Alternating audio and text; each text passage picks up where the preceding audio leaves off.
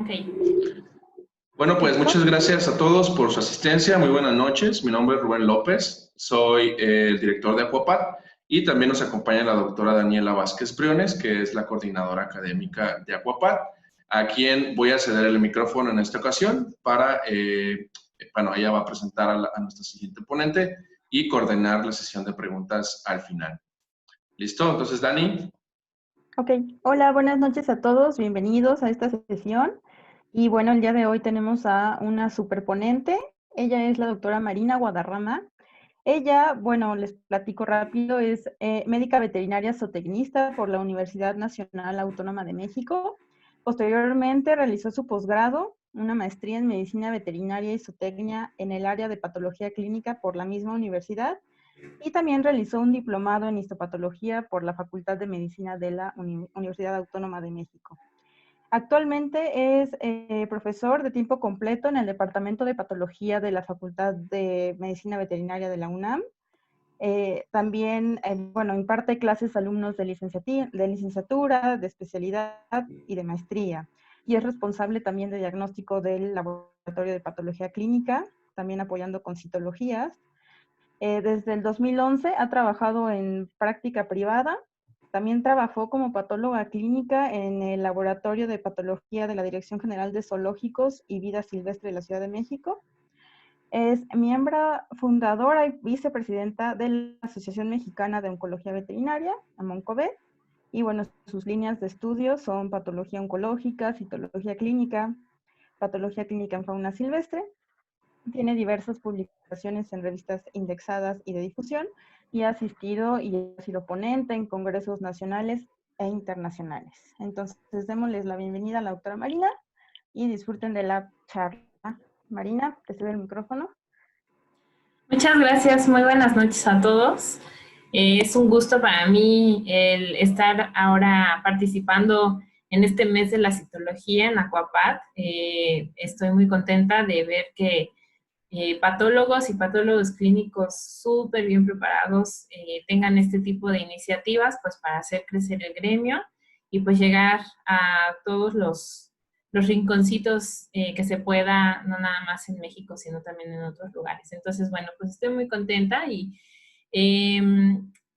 la dinámica me parece que es dar la plática y no sé si al final quieran dar alguna pregunta o bueno, si alguien tiene alguna pregunta y cree que es importante que la resolvamos en ese momento, bueno, pues pueden solicitarlo a lo mejor a Dani o a Rubén. El chat sí no lo voy a poder atender porque pues soy un poquito distraída y no voy a perder el hilo, pero bueno, espero que después de esta plática el objetivo es que se animen a tomar muestras de citología. Yo sé que a veces es difícil porque no tenemos un patólogo cerca que nos guíe con nuestros resultados, pero bueno, la utilidad que nos da esta herramienta es muy importante porque pues, nos puede ayudar sobre todo para determinar el comportamiento biológico de una lesión, sobre todo estas lesiones nodulares que detectamos al examen físico general o a veces en los estudios de imagenología. Y entonces es una herramienta de bastante utilidad en la práctica clínica diaria. La citología, bueno, se ha usado desde hace mucho tiempo y casi siempre decimos citología y lo asociamos a procesos neoplásicos.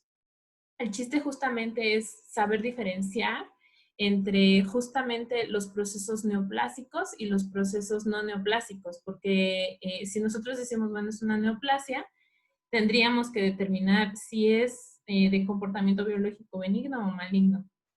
Entonces, bueno, es importante que con base en esta primera herramienta diagnóstica, este primer abordaje que hacemos ante un paciente nuevo que no sabemos qué es lo que tiene, pues bueno, es importante conocer justamente de qué se trata esta lesión. Hablando de las lesiones nodulares, generalmente, pues casi todas las que vemos son lesiones externas, como en este caso. Pacientes que llegan a tener, a veces nos han tocado, por ejemplo, yo creo que a todos les ha tocado que les dice a veces un tutor de un paciente, bueno, es que esta lesión no la tenía hace 2 semanas, ¿no? o esta lesión no la tenía hace un mes. Y hay otros que te dicen, esta lesión la tiene desde hace 15 años, ¿no? O la tiene desde hace 6 meses. Y más o menos vamos evaluando cómo, por medio del interrogatorio con el propietario, cómo se ha comportado esa lesión. Casi siempre las lesiones malignas, las neoplasias malignas, generalmente pues son de un curso de tiempo mucho más corto, aunque hay algunas lesiones que pueden empezar como benignas, por ejemplo, algunas lesiones en glándula mamaria, algunas lesiones nodulares, y por su persistencia, el estímulo hormonal, incluso a veces inflamatorio, pueden tornarse a malignas. Entonces es importante conocer el tiempo de evolución, obviamente la localización de la lesión, cuál es su consistencia, su forma, si nosotros la tocamos y si la piel está lastimada o no, etc.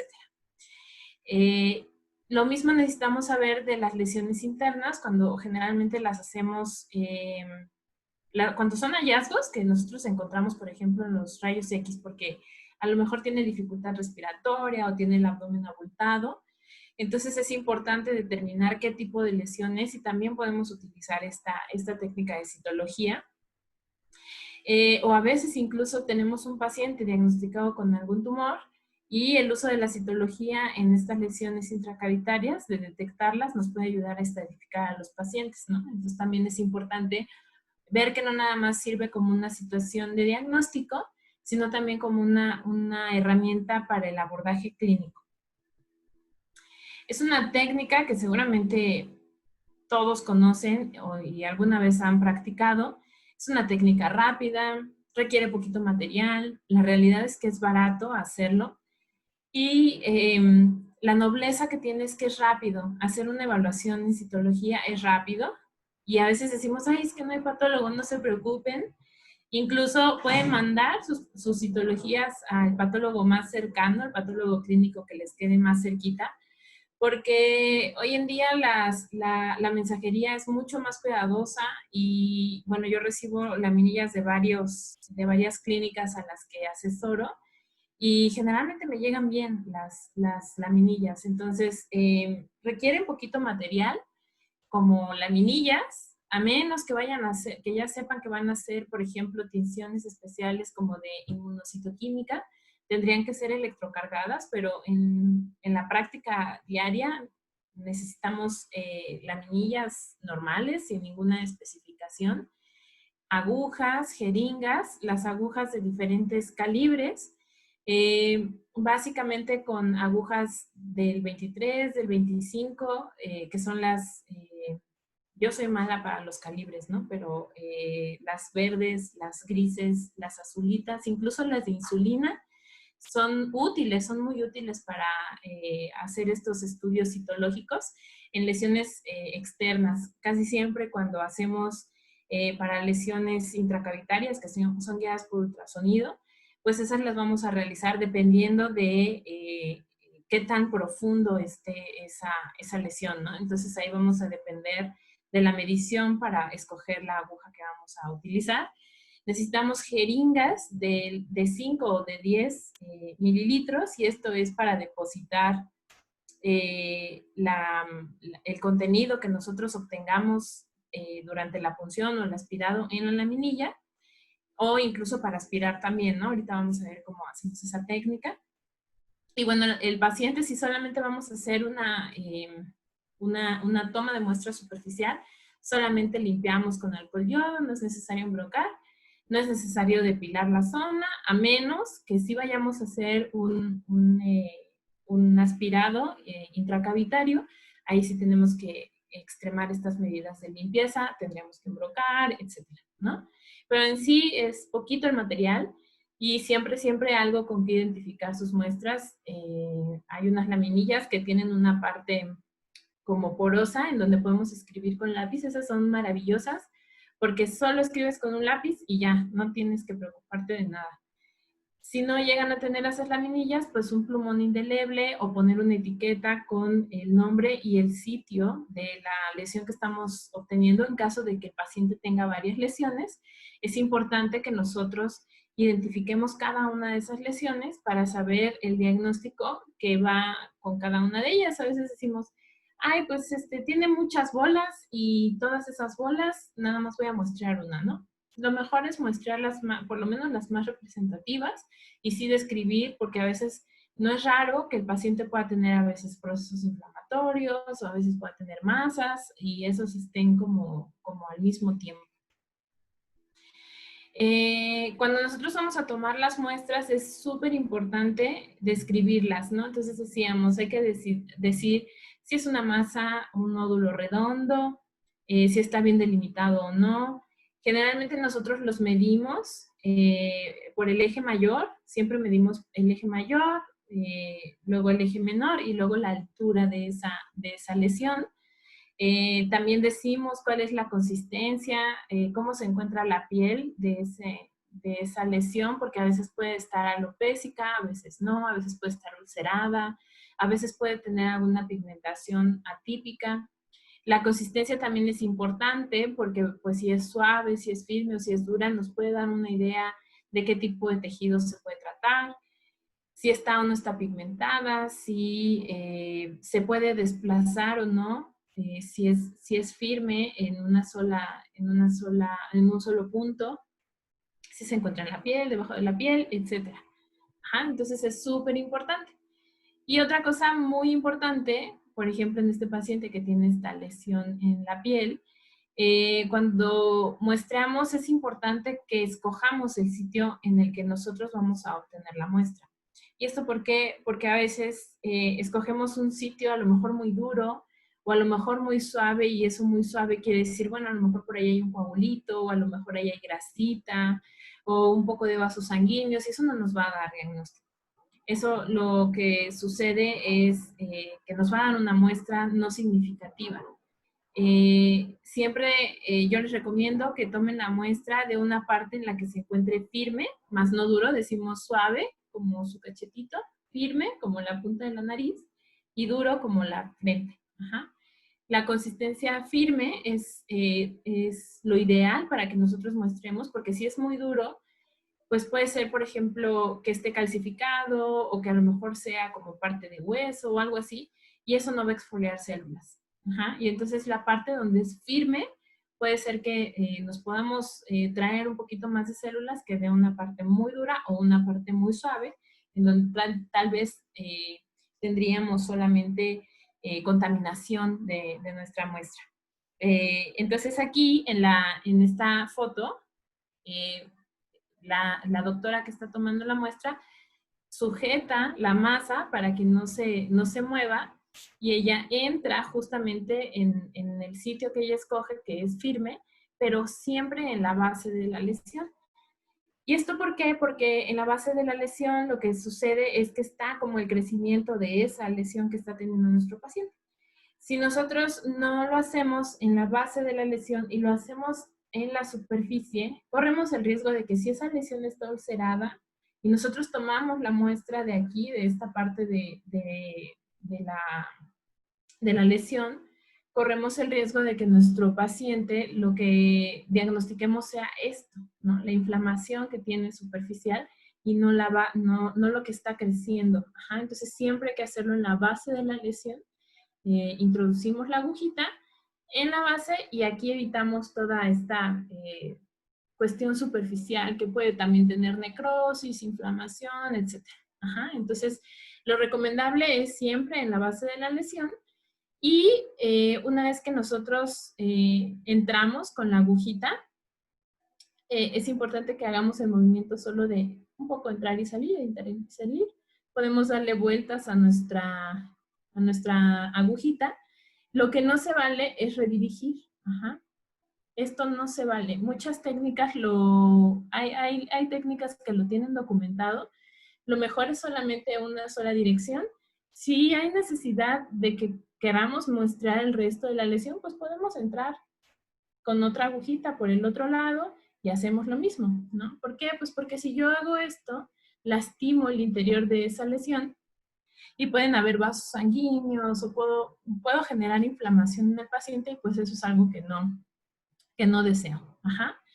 Entonces, bueno, Aquí les puse unos videitos cortitos. Los tenía con sonido, pero se lo quité porque se veía muy bajito y entonces lo voy a ir relatando. Y es acerca de cómo tomar una muestra. Nosotros, bueno, ya, por ejemplo, aquí este perrito tiene una masa en la base de la cola que es pedunculada, está alopécica, pero no está ulcerada ni nada de esto. Entonces, aquí lo que yo hago es una punción. Solamente necesito la aguja, alguien que por supuesto me detenga a mi paciente, sujeto la masa, aviso que voy a picar a mi paciente y entonces hago una punción. La punción es esto. Introduzco la aguja, entro y salgo un poco, le doy un poquito de vueltas, vuelvo a entrar y salir un poquito y eso es todo. La punción no necesita estar conectada a una jeringa porque solamente estoy tomando las células en la aguja. Si ustedes quisieran hacer un aspirado, que es lo que vamos a hacer normalmente en pacientes cuando tengamos sobre todo las punciones guiadas por ultrasonido, hacemos exactamente lo mismo, solo que nuestra aguja está conectada a la jeringa y hacemos un poquito de vacío con la jeringa sin vaciar por completo, hacemos un poco de vacío nada más, volvemos a hacer la punción, soltamos el émbolo y ya sin seguir aspirando, así como se quede el émbolo, salimos del paciente y hacemos nuestro frotis. Justo cuando terminamos, vamos a conectar la jeringa cargada con aire. La conectamos y de una sola intención vaciamos el contenido en la laminilla. Es súper importante que una vez que vean el contenido en la laminilla, con otra laminilla hagan un frotis. Este se llama frotis en squash. Es simplemente poner una laminilla encima de otra sin ejercer presión, simplemente para que se disperse el material que nosotros tomamos. Lo voy a volver a poner. Para que ese material se disperse y entonces podamos separar las células. Si nosotros no hacemos esto, si nosotros no hacemos este movimiento de esparcer las células, hacer este frotis, las células van a quedar apelmazadas. Entonces, fíjense cómo es muy sencillo. De una sola intención se vacía el contenido. Fíjense cómo aquí está el contenido, cómo solito se dispersa. Y yo lo único que hago es recorrerlo por toda la laminilla y lo seco rápido, rápido, rápido. Y eso es todo lo que tengo que hacer. Y eso es importantísimo porque si nosotros no hacemos el frotis, ahorita me regreso a esto. Ahí. Si nosotros no hacemos el frotis, hacemos todo el movimiento bien. Perdón, voy a regresar una. Pero se quedan estas plastas. Ajá. No hacemos frotis, se quedan estas plastas. Y estas plastas, esto se traduce microscópicamente en esto. Entonces, es un material que por más que nosotros lo tomamos bien, hicimos muy bien la toma de muestra, hicimos muy bien el manejo con nuestro paciente, esto no lo vamos a poder evaluar. Ajá. Entonces, todas las células están apelmazadas en estos cúmulos horribles y entonces, desafortunadamente, pues no vamos a poder emitir un diagnóstico y todo nuestro manejo se pierde. Ajá. Entonces, es súper importante que hagamos estos frotis de nuestro material celular que obtenemos. Fíjense, les voy a volver a poner el video nada más para que se fijen al principio. Una vez que hago la punción o que, por ejemplo, aspiré y salgo del nódulo o de la lesión que yo aspiré o de la cavidad, tengo que desconectar la aguja de la jeringa. Ahí. Y entonces, no sé cómo se activó el sonido. Pero yo tengo que desconectar la jeringa, cargo con aire y la vuelvo a conectar. Y una vez que la conecto, la disparo, ¿no? Por decirlo de una forma. Si yo no hago eso y la jeringa está conectada con la aguja y yo cargo aire, todas esas celulitas que están en la aguja se van a ir hacia el émbolo de la jeringa y entonces ya no voy a poder tampoco observar las células, no las puedo recuperar. Y lo que tendría que hacer es volver a muestrear a mi paciente. Ajá. Entonces, es bien importante que respetemos eso de quitar la aguja de la jeringa si es que utilicé una jeringa. Y justamente cuando solamente hice la punción, cargar antes la jeringa con aire antes de conectarlo a la aguja para que, bueno, no suceda como lo mismo. Ajá. Entonces, bueno, en este esquema nada más se les prohíbe o se les recomienda que no hagan este movimiento de redirigir la aguja dentro de la lesión porque van a lastimar la lesión, van a lastimar vasos sanguíneos, promueven procesos inflamatorios y acuérdense que la inflamación pues perpetúa los procesos neoplásicos si es que se trata de eso. Si se trata de un proceso inflamatorio, pues lo prendemos aún más. Ajá. Entonces no es necesario, si quieren, pueden muestrear varias veces pues de varios lados, ¿no? Súper importante hacer este frotis en squash. Y el frotis en squash, luego lo secamos. Por ahí van a escuchar o a lo mejor alguien les va a querer vender un spraycito para secar sus citologías. Es un alcohol. Y este normalmente lo utilizamos, sí lo podemos llegar a utilizar, si es que la tinción que nosotros vamos a utilizar es una tinción tipo Papa Nicolau. La realidad es que no las utilizamos las tinciones tipo Romanowski. Y las tinciones tipo Romanowski lo que nos indica, la técnica, es que las sequemos al aire. Solamente si ustedes van a pedir la tinción tipo Papa Nicolau o ustedes la manejan en su clínica, que la verdad es que no lo creo porque es una tinción muy, muy larga y muy cara, incluso para un laboratorio de enseñanza como en el que yo trabajo, que es en la facultad. Es una tinción muy cara y que realmente los clínicos no la utilizan. Ni siquiera en los laboratorios de diagnóstico la utilizan. Entonces, a menos que ese laboratorio sí trabaje con esa tinción, se los van a pedir secados con este spraycito o con alcohol. De lo contrario, solo la secamos al aire y así la vamos a teñir. No les recomendamos tampoco que hagan improntas superficiales de este tipo de lesiones por lo mismo, porque generalmente se encuentran lesiones inflamatorias. Esto que ustedes ven aquí, pues es una lesión ulceradita. Y lo único que vamos a ver es inflamación y a lo mejor hasta necrosis de esta lesión.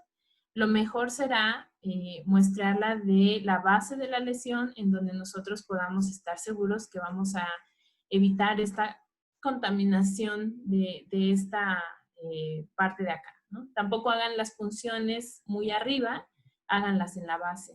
Eso es lo más recomendable. Lo mismo que hacemos en las lesiones superficiales del muestreo, es lo mismo que vamos a hacer para las lesiones nodulares, cuando están intracavitarias.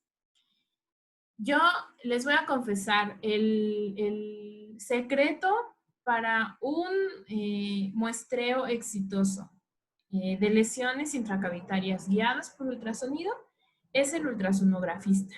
La realidad es que si la persona que está manejando el ultrasonido tiene la experiencia y tiene la habilidad suficiente para decirte cómo meter la aguja, o incluso ellos mismos lo hacen, ¿no? Ellos mismos meten la aguja, hacen la punción, te la dan, y ya nuestra función es evaluar si hay o no hay suficiente celularidad o si la celularidad es representativa. Si la persona que está usando el ultrasonido no tiene la experiencia o pues tomó un cursito y medio le sabe, yo les recomiendo que lo piensen 2 veces, ¿no? ¿Por qué? Pues porque a veces me ha tocado en experiencia, por ejemplo, me hablan para ir a revisar unas laminillas que se van a obtener durante una punción guiada por ultrasonido. Y ya está el ultrasonografista, el buenazo, estoy yo, y es que antes otra persona vio el ultrasonido y en el ultrasonido vio alguna lesión y entonces decidieron revisarla, ¿no? Y entonces este nuevo ultrasonografista, oh sorpresa, no encuentra nada, ¿no? Y le buscan y no había lesión. O me ha tocado, por ejemplo, que mandan las punciones también guiadas por ultrasonido, a veces, por ejemplo, de una lesión en hígado, y no hay material suficiente o a lo mejor fue un linfonodo, pero no es como concluyente. Entonces eso sí es bien importante, ¿no? Si se van a aventar a hacer las guiadas por ultrasonido, pues que sea con alguien que tenga la experiencia adecuada. ¿Cuándo deben de evitar hacer las punciones guiadas por ultrasonido? En lesiones cavitadas o vascularizadas o que estén cercanas a grandes vasos sanguíneos, no es muy recomendable por las lesiones que pueden llegar a ocasionarse. Siempre también se recomienda que si van a hacer este tipo de punciones, tengan perfiles de hemostasia de sus pacientes, es decir, tengan por lo menos un hemograma con conteo plaquetario y tiempos de coagulación, sobre todo cuando van a muestrear órganos parenquimatosos. Y esto es bien importante porque puede llegar a suceder algún tipo de complicación y entonces estar seguros que ese paciente puede entrar a cirugía de emergencias. Yo, en mi poca experiencia, ¿qué les puedo decir? Nunca me ha tocado que estemos haciendo un manejo y que el paciente tenga que entrar a urgencias, afortunadamente, y espero que nunca me toque, ¿no? Pero siempre estar prevenidos con este tipo de perfiles, por lo menos estar seguro que su paciente tiene una hemostasia adecuada. Obviamente las punciones guiadas por ultrasonido pues requieren un manejo mucho más especializado. Los pacientes deberán estar bajo anestesia, generalmente siempre están muy cuidados por los clínicos. Y bueno, ellos lo atienden y eso te da la seguridad de que se pueda llevar a cabo de manera adecuada y sin complicaciones. La ventaja de que ustedes estén haciendo este muestreo y tengan tanto su microscopio, su tinción y sus laminillas y todo esté listo, en ese momento lo pueden evaluar. Eso les va a dar la ventaja de que podamos saber si tenemos o no celularidad suficiente para que nuestros pacientes se vayan con un diagnóstico. Puede ser que lo muestramos varias veces, estamos viendo que entra la aguja en esa lesión y tratamos de hacer varias técnicas, ya aspiramos, ya puncionamos, ya volvimos a aspirar y no obtenemos células, ¿no? Entonces también pues puede ser que no sea la técnica pues de elección en esa lesión. Entonces será importante que también consideren eso, ¿no? Que pues puede ser que la técnica está bien, el estudio está bien, estamos viendo toda la lesión, pero que no tenemos la celularidad porque la lesión no es exfoliativa. Ajá, entonces también pues considerar cuántas veces repito el muestreo, pues 3 y 4 veces. Si no tengo células, lo mejor es optar por otra técnica de diagnóstico, pues dado que nuestro paciente se encuentra bajo anestesia, etc. Ajá. Cuando estamos dentro de un órgano tejido, en una lesión que estamos muestreando por citología, guiada por ultrasonido, queda estrictamente prohibido. Si en una lesión superficial está prohibido redirigir, en estas lesiones intracavitarias el triple, ¿no? Ahí sí no redirigimos, ahí preferimos entrar y salir varias veces o volver a puncionar antes que redirigir, porque podemos perder a lo mejor la aguja a través del transductor y de repente no verla, y entonces, bueno, eso no es recomendable. Y bueno, cada quien conoce su equipo de ultrasonido y deberá de manejarlo de manera muy aguda, ¿no? Una forma muy precisa para que no les fallen estos muestreos. La verdad es que dan mucha información. Afortunadamente los médicos cada vez los hacen más. Lo único que necesitan es un buen entrenamiento en el ultrasonido. Bueno, aquí es un esquemita de cómo hacer el frotis. El frotis por squash es para mí mi favorito, es el que yo prefiero. Si se llegan a encontrar lesiones que de repente tengan mucho liquidito, lo que pueden hacer es un frotis lineal, que es como hacer los frotis de sangre, pero en vez de dejar que termine toda la laminilla y se forme la media lunita que le llaman, lo cortamos para que se haga una línea. O sea, avanzo y yo solita lo corto, no dejo que se acabe toda la muestra y se hace como una línea en la laminilla y eso pues me puede ayudar a concentrar en esa línea las células, ¿no? Pero de rutina, pues háganse su frotis en squash. Ya vieron por qué, porque necesitamos que esté bien, bien distribuidas las células para que nosotros podamos evaluarlas. También pueden hacer raspados, pero no se recomiendan de lesiones nodulares. Simplemente los raspados, acuérdense que son para el diagnóstico de ectoparásitos. En una lesión nodular están prohibidos completamente.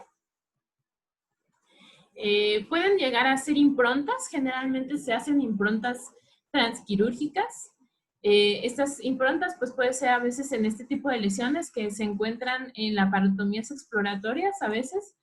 Y no sabían el diagnóstico de esa lesión o trataron de hacerlo guiado por ultrasonido, dijeron, no, mejor vamos a hacer una laparotomía, o por ejemplo, y encuentran la lesión, pueden hacer unas improntas, lo mandan al histopatólogo, con el anatomopatólogo, perdón, para que se haga ese estudio y mientras pues se van un poquito viendo de qué se trata, ¿no? Si es una lesión inflamatoria o no, ahorita eso lo checamos, ¿no? Pero las improntas normalmente las recomendamos en ese sentido.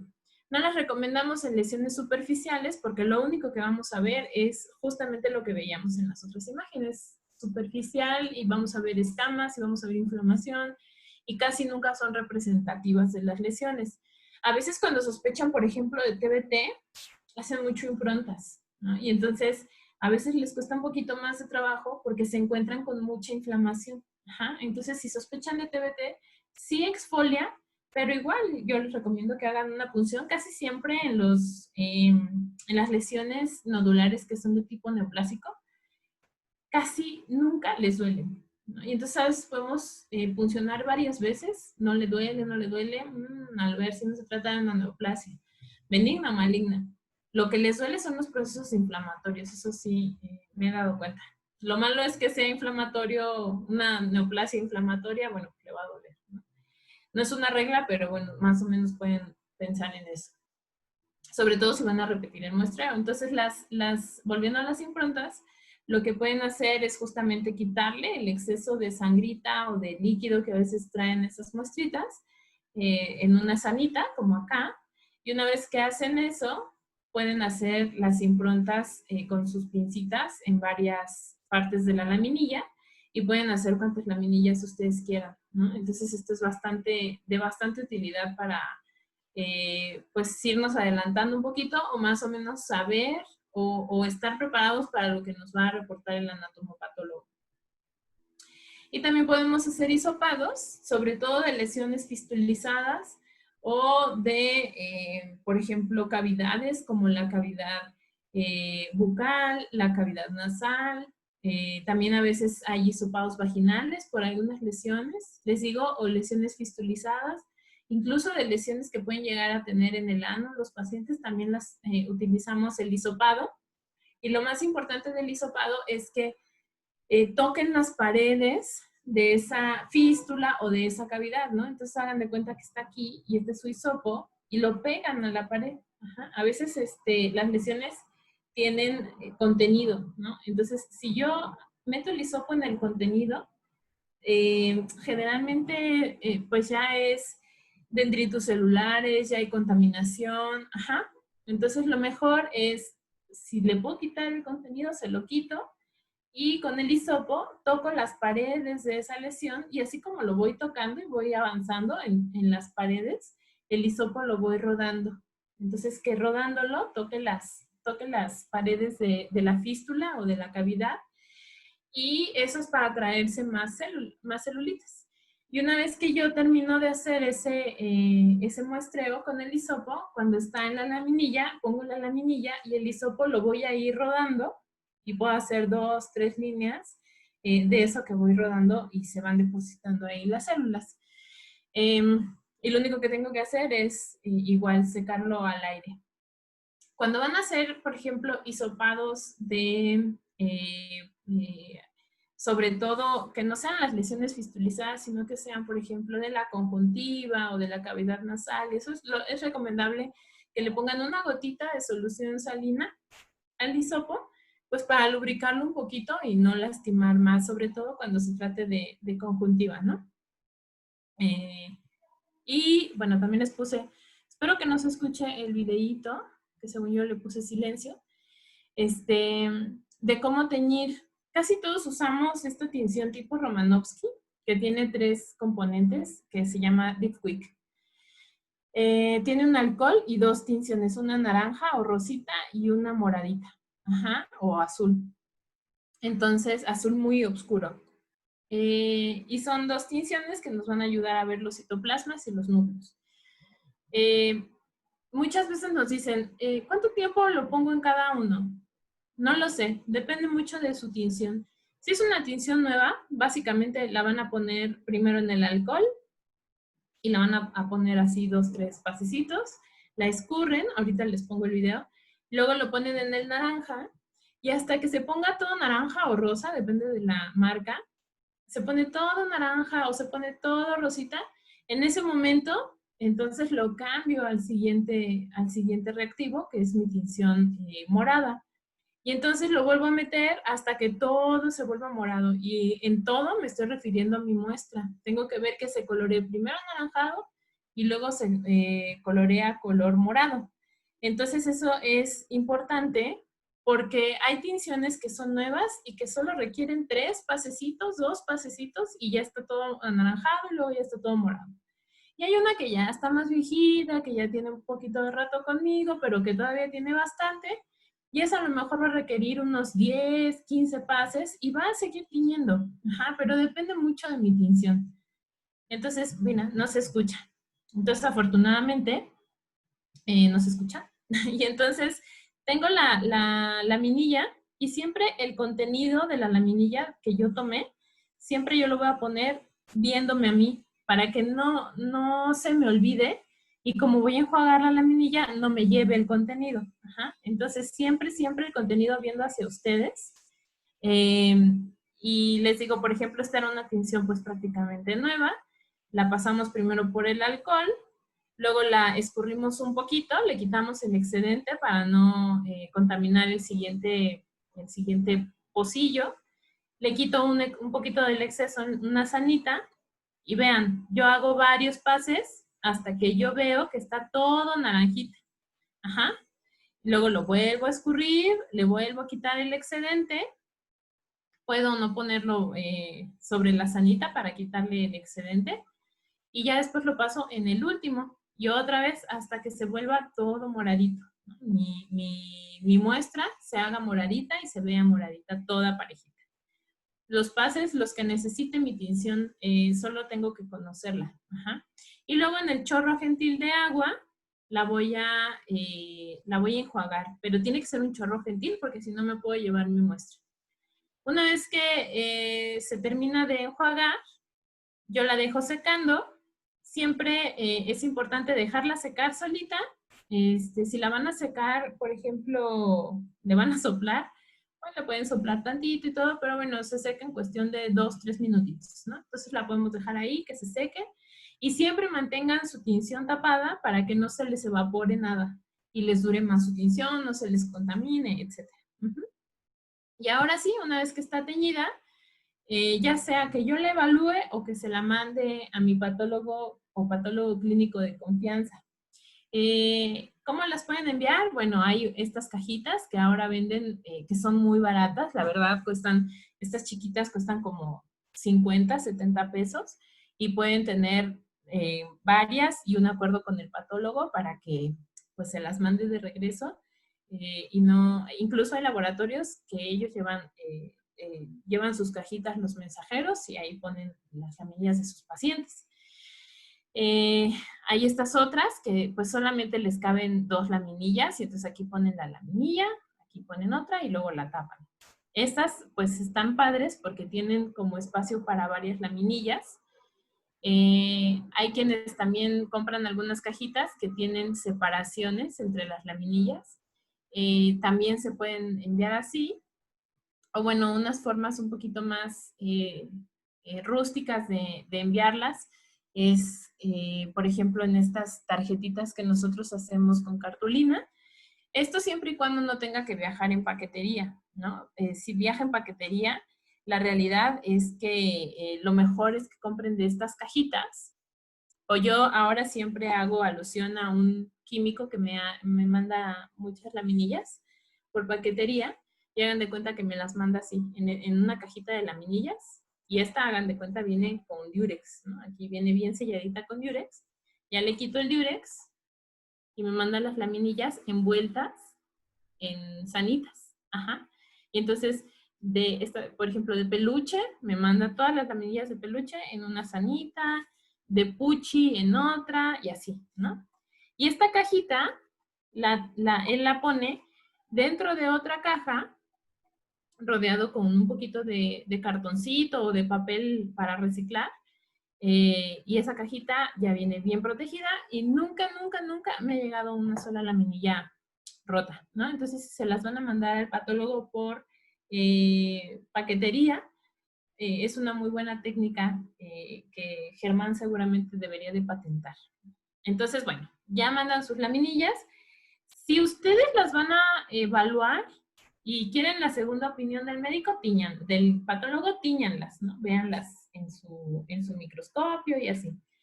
Si ustedes no las van a evaluar para nada, mándeselas al patólogo sin teñir, incluso sin teñir, porque a lo mejor a veces nosotros decimos, bueno, vamos a incluso a hacer una tinción especial. Ajá.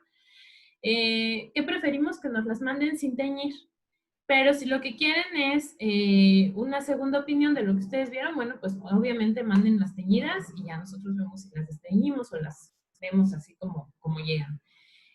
Lo que sí también pueden hacer es mándenle unas al patólogo, quédense otras ustedes y entonces así van comparando qué ven y así es una forma en la que pueden ir aprendiendo. Si la secaron con alcohol, es importante que se lo hagan saber al patólogo clínico, porque es importante pues saber qué tratamiento se le va a dar a esa laminilla. Ajá, entonces, bueno, lo mejor es, si solo las va a ver el patólogo, mándenlas sin teñir, no pasa nada. Y eso sí, que estén bien sequecitas antes de que las pongan en cualquiera de estos artefactos de alta sofisticación. Si son lipomas, por ejemplo, o tienen mucha grasita, nunca se van a secar. Ajá, entonces, bueno, pues lo meto en la cajita o en el estuchito o en la sanita y le digo, ya sea por teléfono o le mando un mensaje o un correo o se lo escribo, como sea que trabajen con su patólogo de confianza, esta laminilla tenía esta característica, ¿no? Parecía grasita, nunca se secó y así te la mandé y entonces ya eso lo tienes tú en tu mente para evaluarla, ¿vale? Entonces, bueno, ya saben, podemos hacer punciones, hisopados, improntas, raspados, lavados, evaluación de líquidos, de las efusiones. Generalmente también hacemos un frotis para ver la celularidad, cómo está representada en esa lesión. También podemos hacer lavados y cepillados de órganos o tejidos, sobre todo tubulares, y los tratamos también, hacemos un sedimento y obtenemos, del sedimento obtenemos y vemos las células, y esto también es para apoyarnos en el diagnóstico. Les digo, la tinción que más vamos a utilizar es esta, que es la tinción rápida. O sea, se llama tinción rápida, la marca que todos conocemos es Diffquick, pero bueno, hay muchas marcas. No voy a hacer el comercial, pero sí. Pero, por ejemplo, esta de Heisel, que nosotros utilizamos en el laboratorio, es muy buena, ¿no? La que ustedes se acomoden, mientras sea esta Diffquick. También usamos, a mí en lo particular, mi consentida es Wright. Es un poquito más engorrosita porque hay que hacerla que tenga un paso primero que tiña, luego ponerle el amortiguador, luego enjuagarla, precipita, entonces hay que tener los tiempos bien establecidos. Pero bueno, la tinción, a mí me gusta esa afinidad tintorial. Siempre nos dicen, ¿cuál es la mejor tinción? Con la que tú sepas ver, la que a ti te guste. Ajá. Porque hay gente que le gusta, por ejemplo, los anatomopatólogos, como Rubén, les encanta Papá Nicolau, ¿no? Les encanta. Y la realidad es que nosotros que somos patólogos clínicos, Dan y yo, no me dejaba mentir, Por ahí anda otro patólogo, gran amigo Ramón. Nos gustan las Romanowski, ¿no? Y pues bueno, cualquiera es buena mientras el diagnóstico sea el mismo y sea el adecuado para nuestro paciente. Hay una tinción por ahí les vendieron hace como 2 años en el Congreso de León un Wright rápido. Pues nos sirve, ¿no? Si lo evaluamos y lo hemos visto en varias ocasiones y no es rápido y no tiñe. Ajá. Entonces, ¿cuál es la recomendación? Pues a lo mejor pedirle, no sé, suena muy extremo, ¿no? Pero teñirla en ese momento antes de comprar, porque pues el comerciante te lleva las laminillas ya teñidas, ¿no? Entonces, o pues preguntarle a su patólogo de confianza qué opinas de esta tinción y generalmente pues ya la sabemos, ¿no? Ya nos la vinieron a ofrecer, o si no vinieron a ofrecérnoslas, pues es porque pues no funciona. Ajá. Entonces, esa tinción rápida de Wright, en mi experiencia y las veces que la he tratado de utilizar, pues no nos sirve. Ajá. Pero bueno, Wright normal o Deep Quick o Jimsa también pueden utilizar. La gama de colores que les va a dar son 2 colorcitos, ¿no? Los núcleos muy, muy moraditos y los citoplasmas, pues dependiendo de las características, casi siempre son de este color como azul clarito y pueden verse mucho los gránulos que llegan a tener. Entonces esa es una gran ventaja porque son cosas que otras tinciones como Papá Nicolau no te da. Ajá, y entonces, por ejemplo, en diagnóstico de mastocitoma o de lesiones de células redondas, nos ayuda muchísimo más una tinción tipo Romanowski que una tinción tipo Papá Nicolau. Ajá. En la citología podemos hacer tinciones especiales, se llaman de citoquímica o incluso de inmunocitoquímica. Y esto lo podemos llegar a hacer ocasionalmente cuando tenemos como un poco de duda. La realidad es que casi no lo hacemos, pero bueno, se puede realizar sobre todo para distinguir el origen de las células y saber o confirmar un diagnóstico. Lo que yo realmente les recomiendo es que no se claven tanto en, si se puede, el diagnóstico definitivo, pues es lo ideal, ¿no? Que nosotros pensemos, bueno, ir lo más allá que se pueda del diagnóstico, pero la realidad, el uso de la citología es para distinguir principalmente entre 2 procesos, entre procesos inflamatorios o procesos no inflamatorios.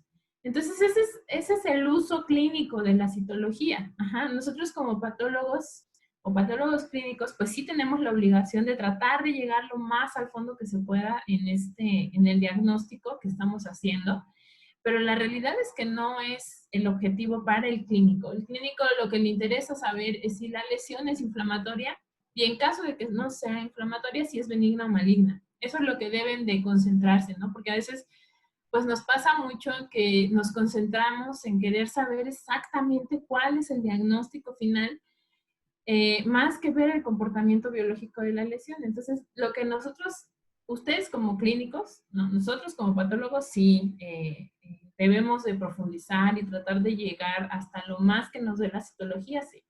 Pero los clínicos lo que deben de hacer realmente es justamente concentrarse en si la lesión es inflamatoria o no, y de no serlo, si es benigna o maligna. Ajá.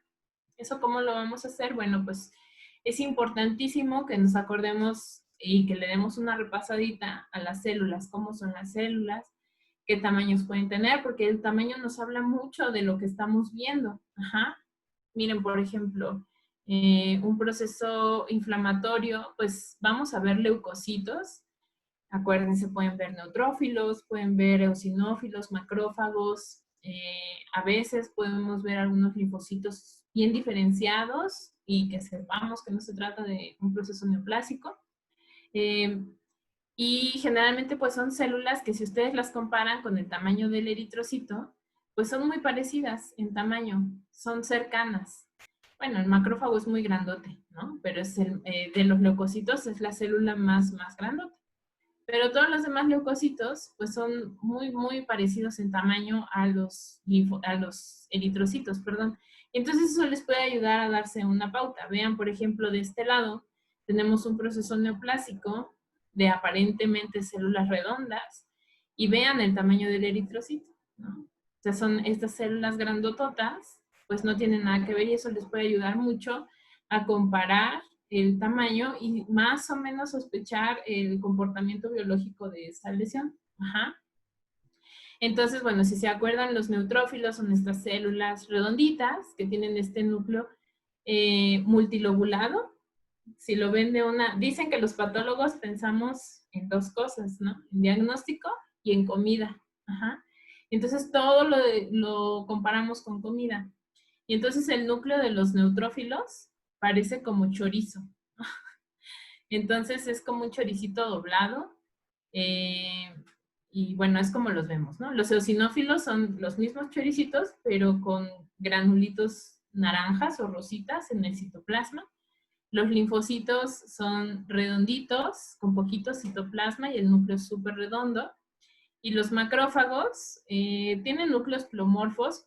Algunos dicen que tiene forma de frijol, el núcleo del macrófago, y generalmente los vemos pues que están fagocitando algo o que tienen vacuolitas, y en el interior de esas vacuolitas algún tipo de material ya fagocitado.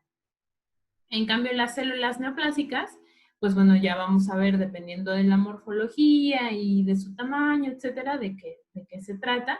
A veces cuando ustedes son nuevos en la citología, los que tenemos un poquito más de experiencia, pues no nos cuesta ya tanto trabajo, porque pues a eso nos dedicamos, vemos muchas laminillas diario, y ya vemos rápido la estirpe, etcétera, ¿no? Pero ustedes, quienes no tengan en esta charla, quienes no tengan mucha experiencia en ver citología, concéntrense en que si es inflamatoria o no, y si no lo es, si es benigna o es maligna.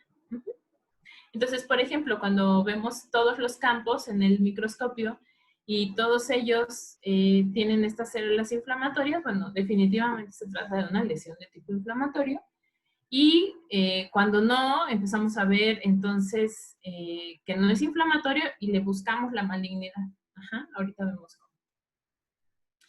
Entonces la inflamación puede ser representada por distintos tipos de leucocitos.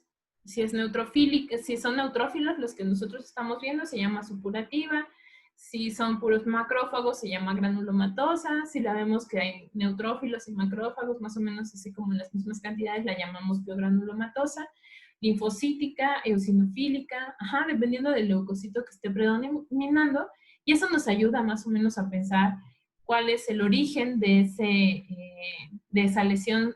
Generalmente si son procesos supurativos, es decir, representados por neutrófilos, y el proceso, el agente causal es una bacteria o un microorganismo, más bien, cuando pensamos en microorganismos, pues pensamos primero en bacterias. Si son muchos macrófagos, bueno, pues ya pensamos en hongos, en alguna micobacteria, en un parásito, en algo que los neutrófilos solitos no pudieron, ¿no? Entonces, por eso nos ayuda a saber más o menos el predominio celular, cuál pudiera ser la causa, ¿no? Si no veo un agente infeccioso, bueno, pues puede ser un traumatismo, un cuerpo extraño, si es que es biogranulomatoso, granulomatoso, etc. Ajá. Cuando no veo células inflamatorias, bueno, tengo que ver si las células tienen o no tienen atipia. Ajá. Y esto quiere decir, son o no son benignas. Y si empiezo a ver que son malignas, pues entonces yo empiezo a sospechar que ese paciente seguramente tiene cáncer. Ajá. Entonces es bien importante que determinen esto. Y a veces, no todo es tan fácil, ¿no? Hay lesiones que tienen las dos poblaciones celulares, ¿no? Por ejemplo, los procesos inflamatorios crónicos que producen reparación tisular. Y esos a veces nos pueden engañar y hacernos pensar que son sarcomas cuando no lo son. O a veces hay procesos, por ejemplo, carcinomas que producen mucha inflamación también. Y podemos pensar que los cambios son más bien por la metaplasia, por la inflamación que tiene, pero no, es una neoplasia inflamatoria que está produciendo inflamación. Entonces, esos casos son difíciles e incluso a veces decimos mejor en el histopatológico y a ver qué dice el histopatológico, ¿no? Entonces, eso es bien importante también, pues, saber las limitaciones de la técnica. Entonces, aquí les pongo rapidísimo un cuadrito, pues para que ustedes se acuerden un poquito de qué puede ¿Cómo puede estar representada una lesión? ¿Cómo se llama? Si son neutrófilos o supurativa, granulomatosa, si es que hay macrófagos, sobre todo, o si estos macrófagos se unieron todos, se hicieron una célula gigante multinucleada del cuerpo extraño, también se llama granulomatosa. Por ahí a los anatomopatólogos no les gusta este término en citología, que porque el granuloma tiene ciertas características. Bueno, nos estamos refiriendo al predominio celular, que son macrófagos y son estas células fagocíticas. Si es eosinofílica, es porque vemos muchos eosinófilos. Generalmente estos se asocian a procesos de hipersensibilidad. Súper común cuando tienen alergia a los piquetes, sobre todo de las pulguitas, y que en el tren posterior traen las lesiones, o a veces también las alergias alimentarias les producen lesiones en piel. Pues si ustedes están sospechando y en la lesión al microscopio ven que hay un predominio de eosinófilos, bueno, pues les está ayudando a confirmar su diagnóstico. Y bueno, les pongo unos ejemplos de lesiones. Por ejemplo, este es de un tipo supurativo. No van a ver los neutrófilos tan bonitos porque como hay bacterias, estas bacterias están soltando sustancias que activan a los neutrófilos, y entonces los neutrófilos como que se hinchan y se ven con estos cambios morfológicos que se llama degeneración hidrópica. Y entonces, bueno, por eso no los vemos tan bonitos como en la foto anterior. Pero fíjense cómo están estas células e incluso están fagocitando aquí bacterias, ¿no? Es bien importante que las células que nosotros veamos y que veamos bacterias en ellas, esas bacterias estén fagocitadas por las células que están predominando. Porque si solamente estuvieran aquí como por fuera, como esta gran fila de bacterias, y no estuvieran fagocitadas, entonces tendríamos que sospechar de contaminación de la muestra. Que no necesariamente ese proceso inflamatorio sea por bacterias, a lo mejor está contaminada esta muestrita, sobre todo si hice una impronta o un hisopado, y que esté contaminada por la microbiota que esté alrededor en ese momento, y tienen que estar fagocitadas para decir, esto es bacteriano. A veces no las vemos fagocitadas, pero vemos los núcleos así raros con esta degeneración hidrópica. Lo mejor es mandar a hacer un cultivo para asegurarnos. Podemos tener pacientes que están fagocitando bacterias, o pacientes que no las están fagocitando, ¿no? Que son procesos inflamatorios. Por ejemplo, este es un macrófago que está fagocitando pues dendritos celulares, por aquí parece como restos también nucleares, pero no se ven como tal microorganismos, ¿no? Entonces es bien importante que no nos confundamos cuando son algunos dendritos celulares los que están fagocitando. Y por ejemplo, vean aquí, sí hay degeneración hidrópica, pero vemos las bacterias que están entremezcladas, ¿no? A veces, por ejemplo, en los líquidos de necropsias, pues nos pasa mucho esto, que vemos muchas bacterias alrededor de las células, pero no las vemos fagocitadas. Y las características de degeneración, pues pueden ser cambios propios post-mortem, y estas no quieren decir necesariamente que ese paciente haya tenido un proceso infeccioso de tipo bacteriano, sino más bien, pues son bacterias que seguramente estaban en la cavidad o por ejemplo, cuando ya muere el paciente y se están en cavidad abdominal, pues muchas veces de los intestinos y eso, pues podemos llegar a ver esta extravasación de líquido, y entonces podemos llegar a verlo y que no necesariamente represente un proceso patológico, ¿no? Sino que simplemente es contaminación. No confundir los cuerpos apoptóticos con procesos también infecciosos. En este caso, estas son células que están teniendo apoptosis, no son bacterias. Esto de aquí no es un parásito, es un resto de núcleo. Y esto no es que esté fagocitando nada, al contrario, se está muriendo solita, ¿no? Se está como consumiendo. Vemos que las células tienen esta degeneración hidrópica, no se ven tan bonitas. Esta se ve más bonita, esta también, pero estas se ven medio feas. No vemos las bacterias, sospechan de ellas, háganle un cultivo. Y bueno, eso es en cuanto a los procesos, inflamatorios. En los procesos, por ejemplo, que son no inflamatorios, lo más importante es que ustedes se concentren en saber si es benigno o maligno. Nosotros en citología vemos criterios de malignidad principalmente nucleares. Ajá. Esto quiere decir, vemos diferentes tamaños, a esto le llamamos anisocariosis, quiere decir los núcleos son de diferentes tamaños de esa misma población celular. Pueden haber células que tienen un solo núcleo, pero hay otras que están multinucleadas. La cromatina puede estar abierta, nosotros la reportamos como eucromático, y esto es porque la célula tiene la capacidad de dividirse. Entre más abierta esté su cromatina, más capacidad va a tener de dividirse y generar nuevas y nuevas células. Entre más cerradita, pues menos capacidad va a tener de eso. Entonces, casi siempre las lesiones neoplásicas malignas van a tener la cromatina abierta.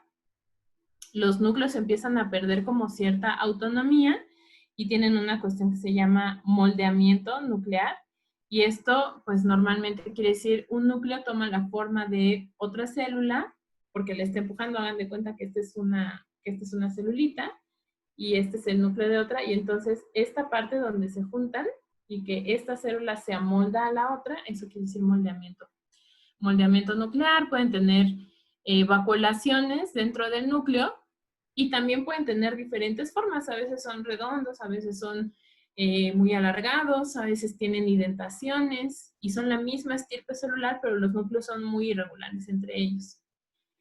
Otros criterios son los nucleolares. El nucleolo puede tener un nucleolo, a veces puede tener 2, a veces no tiene, a veces tiene 4. Son de diferentes tamaños, también de diferentes formas. Puede tener muchos, puede no tener ninguno. Esa disparidad pues también se asocia a criterios de malignidad de la misma estirpe, ¿no?, que estamos evaluando. Y podemos ver, por ejemplo, canibalismo, que quiere decir una célula de esa estirpe se está comiendo a otra célula de su misma estirpe. Los citoplasmas se ven como muy bien delimitados.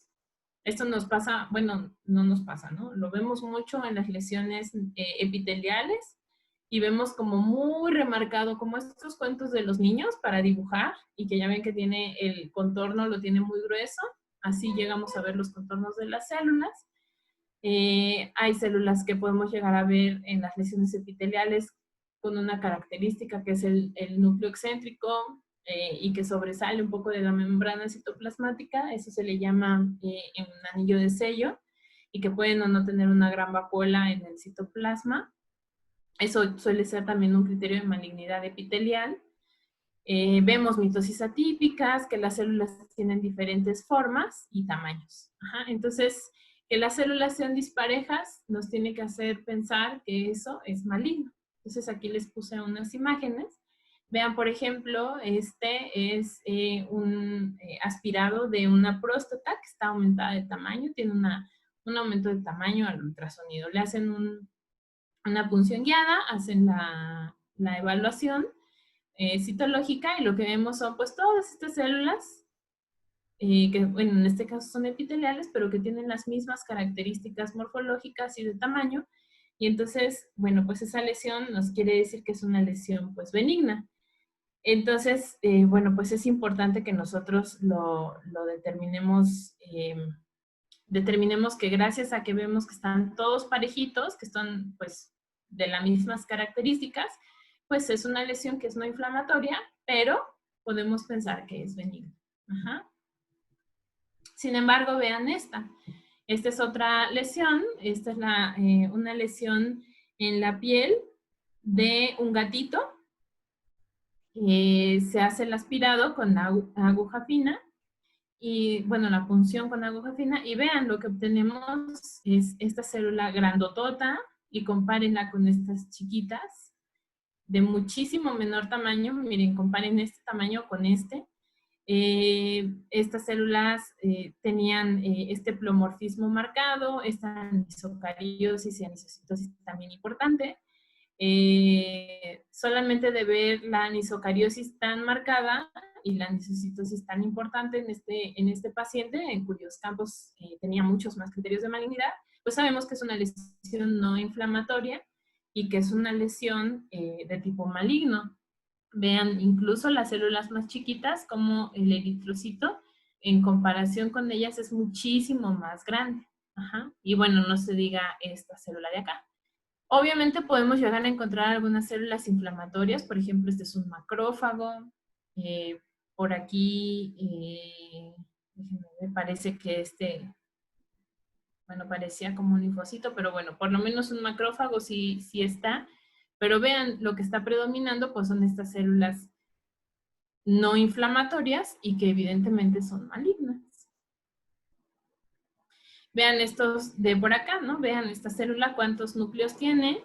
Esta tiene 2 núcleos, esta tiene otros 2 por acá, pero vean, esta solo tiene un núcleo. Ajá. Son células que tienen esta disparidad en la cantidad y la forma de los núcleos. Y eso pues no es normal, esto también es algo maligno. Esta, vean, por ejemplo, tiene un núcleo ovalado y grande, y aquí tiene 2 puntitos, no tan grandes, pero sí están pegados. Y esta de aquí solo tiene 1. Y vean el tamaño de esta pequeña contra este grandota. Hay algunas células inflamatorias, pero bueno, esto definitivamente no es normal.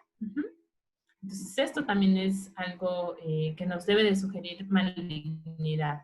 Ojo, cuando nosotros tengamos este tipo de lesiones, estas son lesiones mesenquimatosas, porque estas células son fusiformes, y además tienen este componente inflamatorio, lo más recomendable es que eso lo revise mejor en una biopsia del anatomopatólogo. Porque a veces nos puede sugerir, a mí me ha pasado, que parece maligno, muy maligno, y solamente es reactivo, ¿no? Y entonces, por ejemplo, si decimos es un sarcoma y está en un miembro, por ejemplo, en el miembro torácico derecho, decimos es un sarcoma. ¿Qué le va a hacer el oncólogo? Se la va a cortar. Y ya me ha pasado que he visto, ¿verdad? Que le cortaron la patita al perro y en el histopatológico que creen que era inflamación. Entonces, imagínense cortarle la pata a un perro pues por esta situación. Y aquí lo que les muestro es una mitosis atípica. Ajá, bueno, es esta célula que está en mitosis. Las mitosis deben de ser parejitas, el uso mitósico debe ser todo parejito, los mismos cromosomas que vemos de un lado los debemos de ver de otro, y vean aquí como tiene unos cuantos, de repente no se le ven muy claramente, y acá no se ven, también se ven como disparejos, ¿no? Y también que se encuentren mitosis atípicas, pues no es normal. En este tipo de lesiones, por ejemplo, que hay mucha necrosis, pues a veces es difícil, ¿no? Entonces tenemos un fondo, si ven todos estos granulitos que se ven aquí como moraditos, que están en toda la lesión, pues esto más los núcleos desnudos, pues nos hace pensar que es un área poco evaluable, pero la necrosis que siempre les dé mala espina. Ajá. Entonces, cuando vean un fondo necrótico, pues piensen mal. Ajá. Ven los núcleos y se ven un poquito con se ven con diferentes tamaños. Entonces, bueno, pues es importante. Ya me voy a apurar porque ya son 9:08 y ya los tengo muy entretenidos aquí. Ya casi acabo, ¿no? Pero entonces lo que quiero que vean es eso, ¿no? La disparidad en el tamaño y en la forma de los núcleos. Y el fondo necrótico también les debe de causar un poquito de ruido. Este es del gatito que también veíamos, y fíjense, ¿no? Cómo tiene este pleomorfismo nuclear, anisocariosis, anisocitosis, pérdida de la relación o de la diferenciación entre los citoplasmas. Ajá. Fíjense cómo la cromatina es muy clarita en algunos es un poquito más oscura. Ajá. Eso también es importante. Los típicos, los linfomas, que son estas celulitas redondas y que llegan a tener muchos nucleolos, de repente tienen un gran nucleolo y aquí tiene otro pegado, aquí tiene como estos 3 nucleolos, de repente tiene uno grandote, otro grandote, ajá, eso que sea disparejo, pues también les debe de llamar mucho la atención. Las mitosis atípicas, les decía, las mitosis tienen que ser parejitas, ya sea el uso mitósico en el centro de la célula, o en el mismo centro de la célula las divisiones que van siendo, por ejemplo, esta que es en profase o esta que está en anafase, que ya se dividió, deben de estar bien distribuidas y a las orillitas de las células. Ajá. Cuando ustedes encuentran este tipo de mitosis, vean, este tiene como una forma de 8, o si pensamos en comida, en un pan de esos de moñito, y pues no tiene nada que ver con las mitosis normales. Ajá. Entonces es bien importante que si se encuentran mitosis atípicas, pues bueno, también lo vayan considerando y vamos sumando, vamos sumando. Ya vi anisocariosis, vi mitosis atípicas, vi anisocitosis, nucleolos, núcleos plomorfos, ajá. Entonces voy sumando y voy tomando la decisión de si es una lesión neoplásica, maligna o benigna. Y al final, hasta el final, ya cuando practiquen mucho, dicen, bueno, voy a decidir si es epitelial, mesenquimatosa o redonda, y eso va a ser por la forma de las células y los grupos que hagan. Cuando son lesiones epiteliales forman grupos cohesivos, pero siempre fíjense cómo se nota entre una y otra célula el citoplasma. Aquí no lo vemos, pero aquí que está en la orillita, como en esta, ¿no? Aquí vemos que esta es una célula multinucleada, pero está al lado de otra, está al lado de otra, ajá. Entonces vemos los bordes citoplasmáticos en un grupo ordenado. Entonces dices, bueno, pues esto es epitelial y ya depende del epitelio en donde tomaste la muestra, pues sospechas de algún tipo de diagnóstico diferencial. Podemos tener lesiones mesenquimatosas que son de tejido conectivo y estas se caracterizan porque son alargadas, son fusiformes, pero estas son bien engañosas, son las lesiones que les digo que hay que tener mucho cuidado y yo en lo personal, yo prácticamente siempre las mando con el anatomopatólogo antes de que tomen una decisión quirúrgica muy invasiva, como una amputación. Yo siempre les recomiendo, mira, parece un sarcoma, pero mejor hazle una biopsia incisional antes de que le amputes la pata al perro o antes de que hagas una cirugía muy, muy grande. Lo mejor es siempre la biopsia incisional porque les va a dar mucha más información. Digo, a veces son masas muy grandes, no sé, me han tocado masas de hasta 15, 20 centímetros de diámetro, seguramente ustedes les han tocado igual o hasta más, y que es poco probable que sea algo inflamatorio, ¿no? Pero lo mejor siempre es estar bien seguro, y yo desde mi experiencia les recomiendo siempre háganle biopsia incisional antes de hacer una gran cirugía para que estén bien seguros de que sí es un sarcoma. Los distinguen porque son células fusiformes, casi siempre están sueltas. Si hacen grupos, son grupos muy cohesivos, que no se ve muy bien entre ellos la forma del citoplasma, dónde acaba uno y dónde acaba el otro, pero si se van a las orillitas, se ven como fusiformes, ajá, con los mismos criterios de malignidad para todos. Ajá.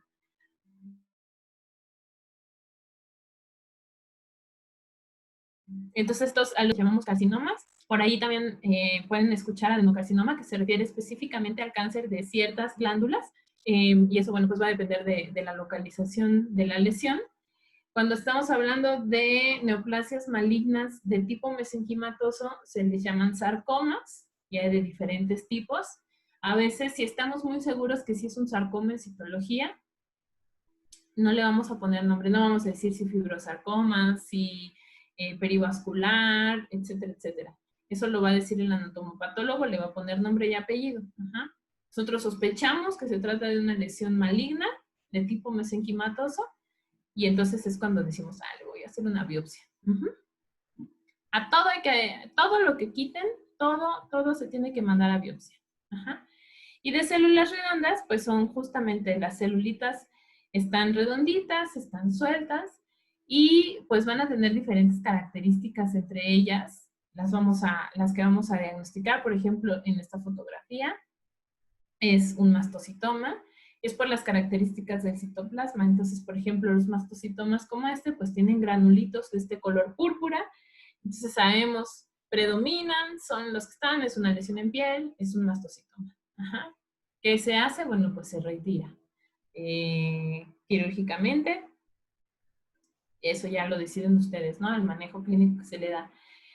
Es importante porque el diagnóstico del mastocitoma lo da perfectamente bien la citología. Si ustedes lo hacen y luego lo quitan y se lo van a mandar al anatomopatólogo, le tienen que decir, esta lesión ya estaba diagnosticada como un masto. Ajá, entonces, en la citología, mira, aquí está la cito, se diagnosticó como un mastocitoma para que el anatomopatólogo les dé muchísima más información acerca del grado, acerca, bueno, el grado en diferentes tipos, etcétera, etcétera.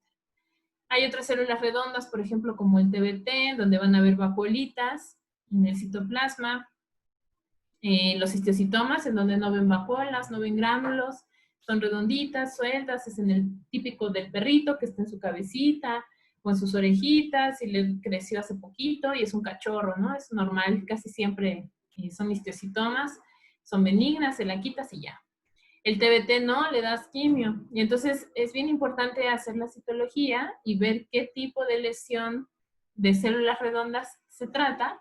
Y entonces, bueno, pues con base en eso, haces el abordaje terapéutico y decides si la quitas o no la quitas. Ajá, entonces, pero es de lo último que se van a preocupar.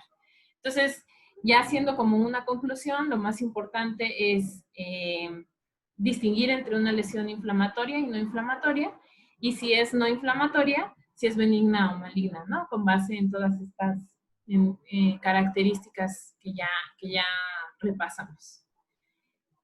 Siempre que vayan a quitar alguna lesión, a pesar de que ustedes ya sepan de qué se trata, es importantísimo mandar el estudio histopatológico. La citología no sustituye al estudio histopatológico. ¿Por qué? Porque desafortunadamente en la citología no podemos ver bordes quirúrgicos, y esa es una información importantísima para ustedes, porque incluso siendo lesiones benignas, si los bordes tienen todavía células neoplásicas, va a volver a crecer esa neoplasia por muy benigna que sea.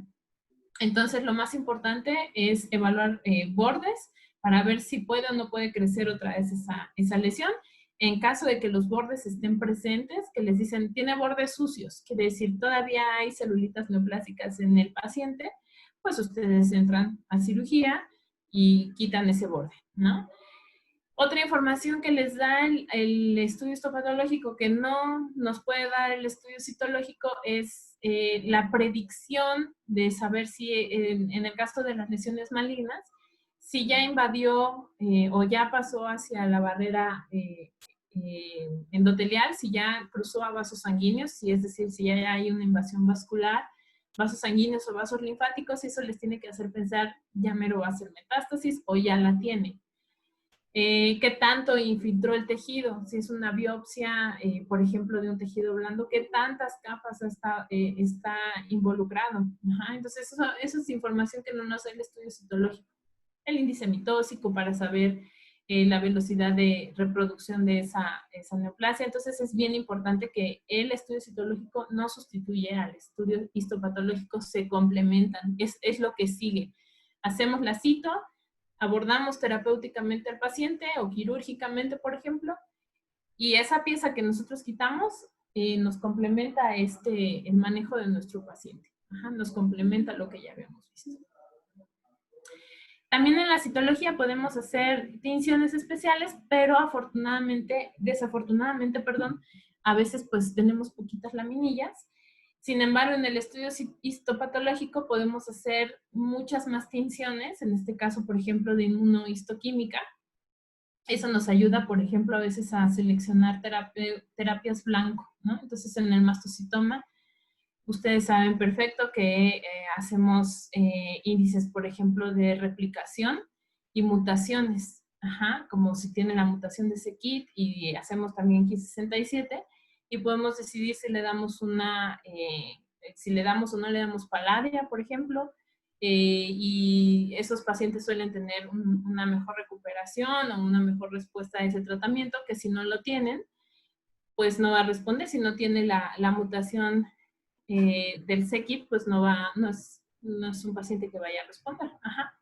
Entonces, pues bueno, nos ayuda también a tomar decisiones terapéuticas adecuadas, y a veces en el histopatológico podemos hacer un poquito más de cortes, y es la ventaja que nos llega a dar sobre la citología. Que les digo, la citología es una herramienta diagnóstica primaria, ¿no? Es lo primerito que vamos a hacer y nos da muchísima información para cómo abordar a nuestros pacientes a futuro. Entonces, bueno, ya, perdón por alargarme, me alargué un poquito. Cualquier duda, con muchísimo gusto pueden mandarme un correo electrónico en marinageorjovich@gmail.com.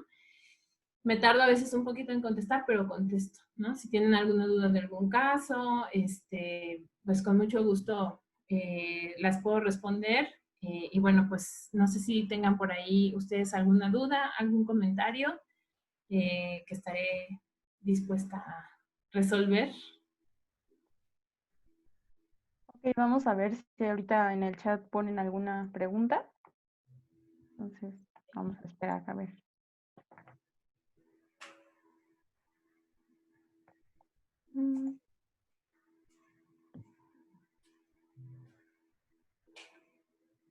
Aquí ya están escribiendo una pregunta.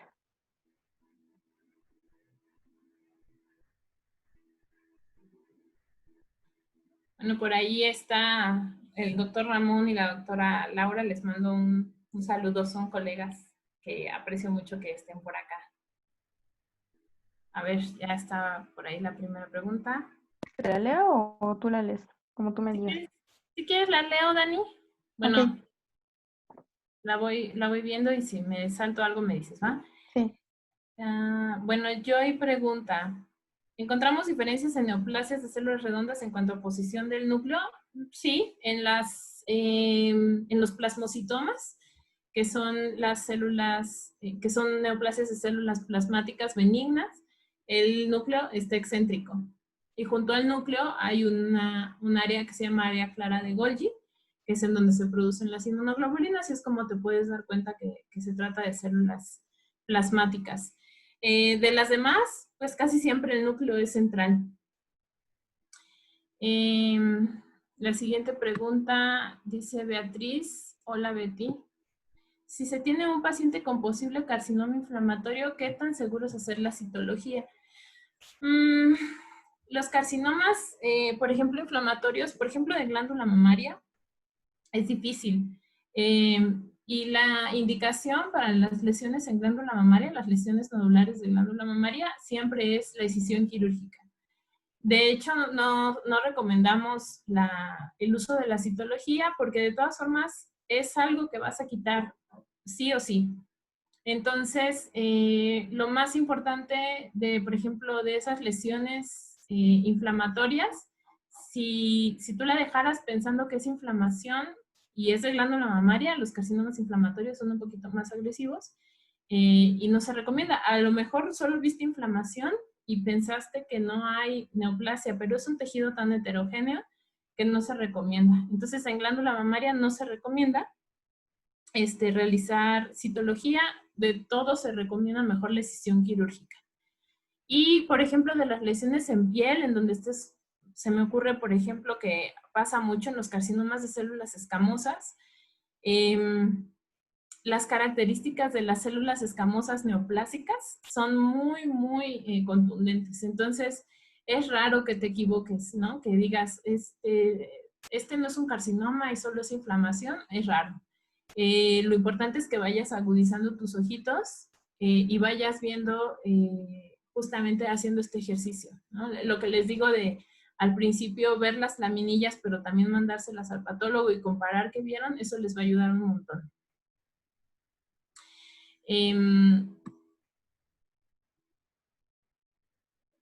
¿Qué tanto recomiendas mandar un tratamiento previo a tener alguna biopsia, como mandar esteroides, antihistamínicos y antiácidos? No lo recomendamos. Para cualquier tipo de muestreo, siempre recomendamos que sea antes del tratamiento, porque el tratamiento nos puede enmascarar, ¿no? Nos puede enmascarar signos. Me ha tocado, por ejemplo, pacientes que tienen linfoma, sospechan que tienen linfoma, no lo han confirmado. Y les dan esteroides y entonces baja la linfadenomegalia y entonces nos dicen, lo puedes muestrear porque creo que tiene linfoma, pero ya le di esteroides. Y entonces, híjole, se complica. porque esa es como una reducción, pero temporal. Y entonces en ese momento no vemos tan evidentes los cambios neoplásicos. Pero le dices, mira, si ya le diste esteroides, lo vamos a mostrar. Seguramente no va a haber un diagnóstico contundente, pero ahorita pero cuando le vuelva a prender, ¿no? Que se vuelven como a reavivar esos linfonodos, me hablas y los muestramos y efectivamente, ¿no? Entonces, cuando tienen tratamiento, pueden enmascarar el diagnóstico. Entonces, siempre que les llegue a ustedes de primera vez, digo, si ya traen un tratamiento encima, evaluar el tratamiento y tratar de hacerlo, pero si es de primera vez, evitar darle un tratamiento, muestrearlo y entonces ya después ustedes implementan su terapia, la terapia que vayan a implementar. Perla Maite nos pregunta, ¿cómo puedo fijar las muestras para ser enviadas sin que yo las haya teñido? No te preocupes, las secas al aire, muy, muy fácil. No las tiñas, solamente las secas al aire y es como las vas a mandar. Las puedes envolver en una sanita, en esta super técnica que les digo, que las envuelven en sanitas y las ponen en cajita y otra cajita reforzada, o en las cajitas que ya están listas para las laminillas. Lo único que necesitas es fijarlas al aire, ¿no? Que le dé el aire bien, bien, bien, bien, bien. No me había dado cuenta que aquí andaba mi jefa, y a ella sí le encanta el Papá Nicolau y ella les diría, la fijan con alcoholito durante 2 minutos, con cualquier alcoholito que tengan, si se puede que sea etanol, lo fijan 2 minutitos y así la mandan para la tinción de Papá Nicolau. Solamente si quieren esa tinción, hagan eso. Si lo que quieren es que se haga con la tinción de rutina, que es la tipo Romanowski, con fijarlo al aire es más que suficiente. Oscar nos pregunta, cuando refirió el uso de la citología mediante impronta durante la laparotomía, ¿cómo se esterilizan las laminillas? No las necesitas esterilizar porque tú lo que vas a hacer es la resección de esa lesión, la quitas ese cachito y ese cachito con tus pinzas son lo que van a tocar las laminillas. Las laminillas no tocan al paciente. Si no es una lesión nodular que tú vas a quitar y, por ejemplo, que estás viendo que es un hígado, que tiene unas lesiones raras, mejor haz una punción. Y haces la punción y entonces haces tu extendido y en tu laminilla. Las laminillas no necesitan estar esterilizadas porque no van a tocar al paciente, ¿no? Entonces, en el caso de que hagas impronta, es quitarle el cachito que estás sospechando a tu paciente y con ese cachito con tus pinzas haces las improntas. Ajá.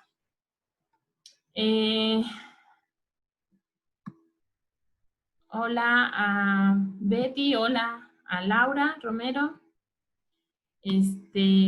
a mi coleguita Ramón también, mi amigo.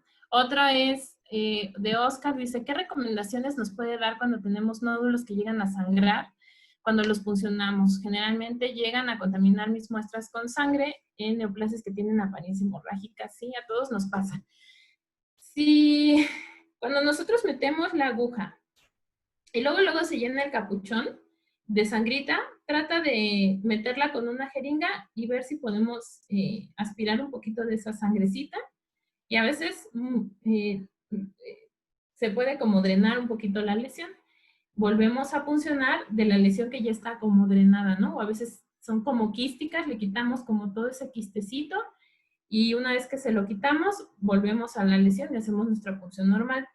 Si aún así no seguimos teniendo como esta lesión hemorrágica, lo que yo he visto y que he hecho algunas veces es metemos la aguja, se llena el capuchoncito, hacemos la punción de todas formas y luego haz de cuenta que volteas el capuchoncito y con una sanita le tratas de quitar el excedente de sangre lo más que puedas porque tus células están en la aguja, no en el capuchón. Entonces se las puedes quitar un poquito, esa sangrecita, y luego ya la volteas y vacías el contenido. Ajá. A veces hay lesiones muy hemorrágicas y no vamos a poder evitarlo y entonces pues no va a ser la técnica de elección. Pero bueno, eso te puede ayudar. O hacer estos frotis como lineales. Ajá. A mí lo que me ha ayudado mucho y que la verdad se lo aprendí a la doctora Laura justamente es usar las jeringas de insulina. y parece que no, y luego se pone uno reacio y dices, ay, pero es que ¿cómo si es una agujita así chiquita? Pues se obtiene muy buen material. Entonces, yo sí les recomiendo, ahora ya es lo que yo hago, es de primera elección, e incluso en las lesiones que son así como muy hemorrágicas, las agujas grandes pues se van a traer mucha sangre, y esas chiquitas les pueden ayudar a no traerse tanta sangre. Eso es una recomendación que te puedo hacer, Oscar. Luego Nere nos dice, aparte de Deep Quick, ¿hay alguna otra tinción que no sirva para diferenciar mastocitos? Deep Quick sí sirve. Antes no servía, porque antes el alcohol tenía otra concentración, la primera del alcoholito, pero ahora con base en este reporte que se tiene que no se teñían los gránulos, ya sirve. Y lo que puedes hacer es dejarla un poquito más en el alcoholito, darle más pases en el alcoholito para que se fijen bien los granulitos y se puedan teñir. Si no confías en Deep Quick o te ha tocado, o alguna tinción de estas rápidas, te haya tocado que no tiñen los gránulos, usa Wright, es la mejor tinción. El Wright, pero el Wright convencional, no ese Wright rápido que les digo que en algún momento apareció. Un Wright normal o Jimsa les puede servir mucho, cualquiera de esas dos. Maresa, hola, mucho tiempo sin verte, un gusto que estés por acá. Dice, mi duda, ¿cómo recomiendas realizar la toma de muestra de un paciente sospechoso de carcinoma de células transicionales o uroteliales? Esa es una batalla que yo tengo perdida con los médicos, ¿no? Porque, pues como patólogos, pues recomendaríamos la punción guiada por ultrasonido, pero no la van a realizar porque hay un reporte en donde dice que si tú haces una punción cuando sospechas de un carcinoma de células transicionales o uroteliales, y si haces la punción y es un carcinoma, vas a ir plantando células neoplásicas en la cavidad. Hay un reporte de hace 1000 años, y entonces por eso los médicos no hacen punciones de vejiga. Sin embargo, lo que se hace y lo que sí está recomendado son los lavados vesicales. Entonces, vacían la vejiga, hacen aproximadamente 3 lavados con solución salina, y una vez que terminan el tercer lavado, vuelven a meter solución salina, hacen un masaje en la vejiga, un masaje cuidadoso para tratar de exfoliar las células, recogen ese líquido, esa solución, y a partir del lavado hacen un frotis del sedimento. Entonces, es la técnica que recomiendan. Hay quienes sí llegan a hacer los aspirados, las punciones guiadas por ultrasonido, eso es a criterio del médico. Y dice, ¿algún melanoma puede verse como los de redondas y cómo diferenciarlo? Los melanomas dicen que son los grandes impostores en la citología, ¿no? Porque a veces los podemos ver como epiteliales, a veces podemos verlo como redondas, a veces podemos verlo como mesenquimatosos. Entonces, si tienen los gránulos, lo de menos es la forma, ¿no? Vemos los granulitos en el citoplasma de las células, vemos estos criterios de malignidad y decimos, bueno, lo más seguro esto es un melanoma, ¿no? El problema es cuando son melanomas amelánicos, es decir, cuando no vemos los gránulos.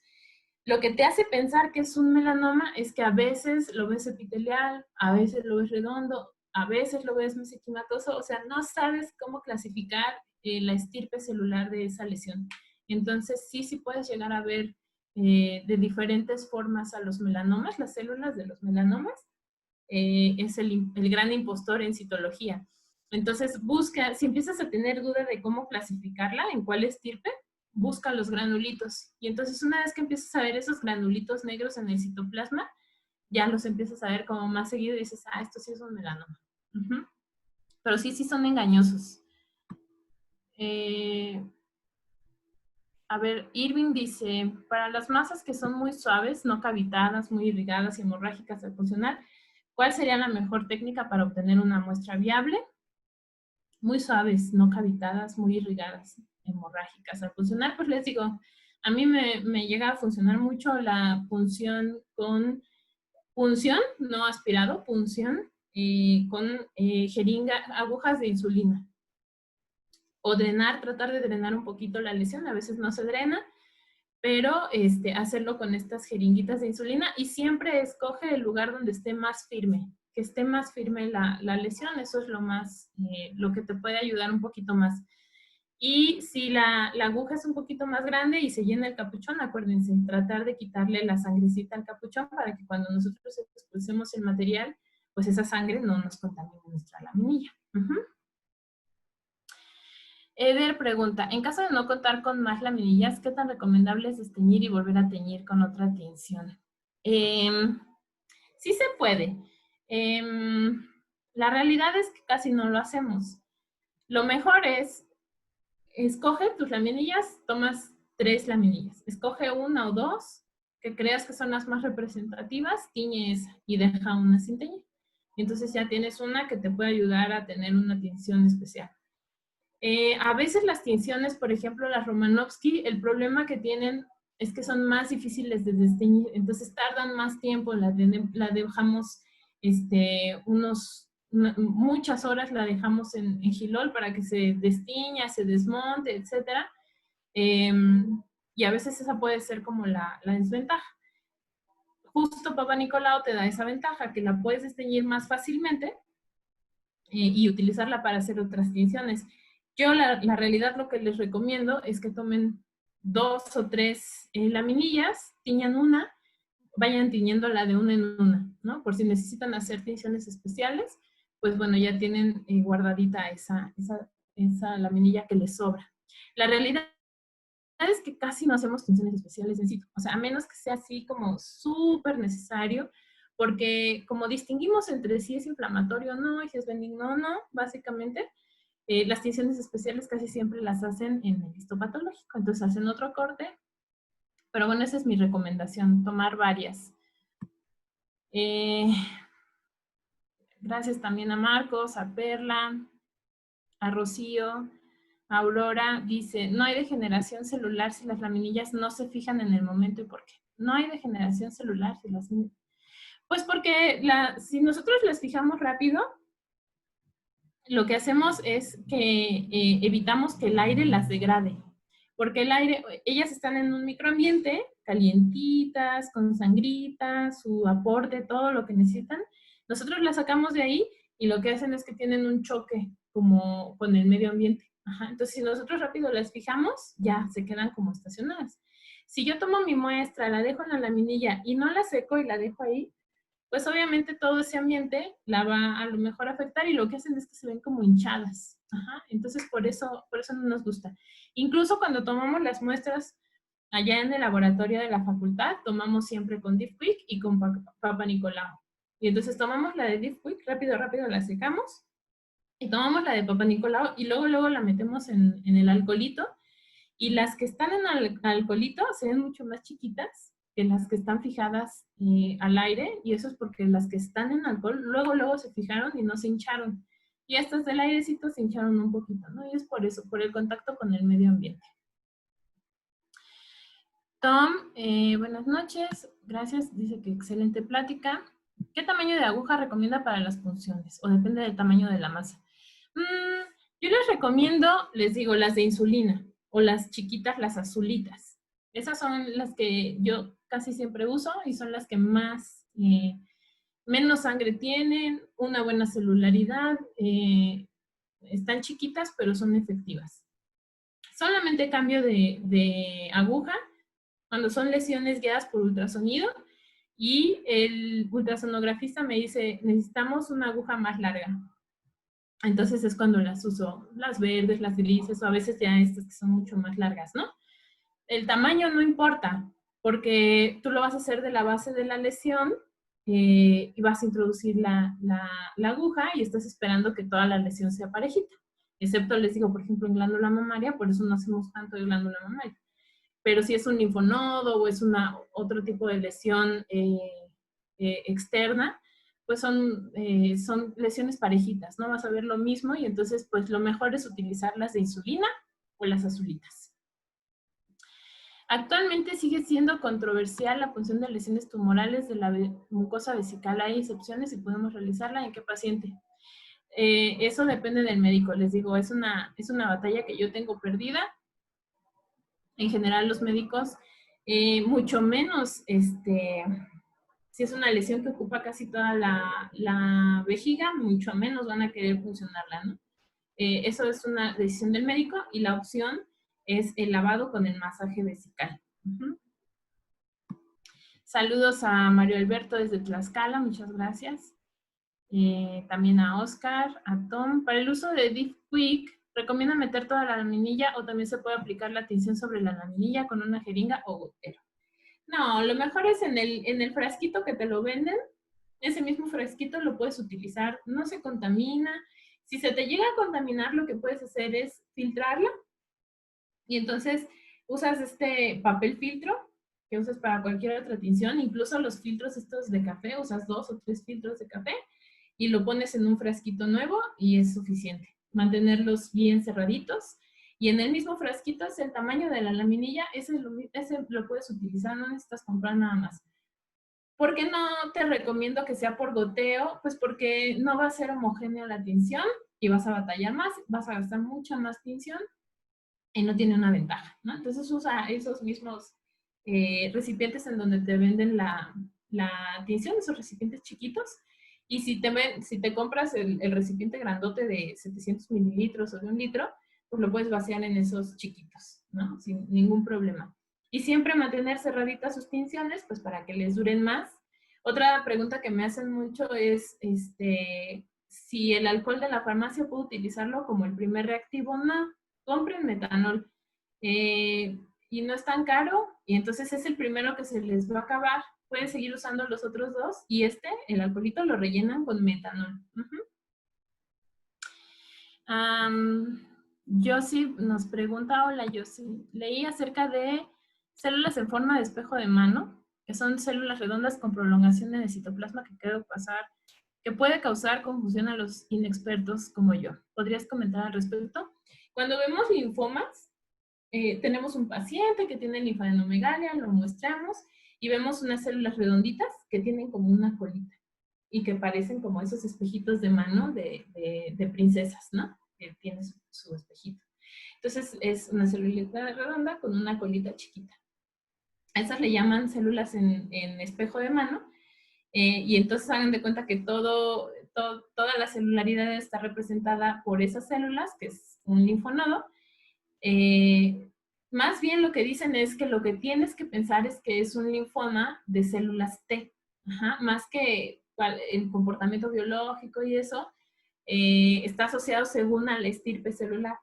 Yo les recomiendo que para la inmunofenotipificación hagan inmunohistoquímica o inmunocitoquímica. No se metan en la morfología. A mí me parece muy arriesgado como querer hacer una clasificación inmunofenotípica a partir de la morfología, ¿no? Entonces, a eso se refiere cuando ves células en espejo de mano, que pueden ser más bien linfocitos, que el origen de ese linfoma es de linfocitos T.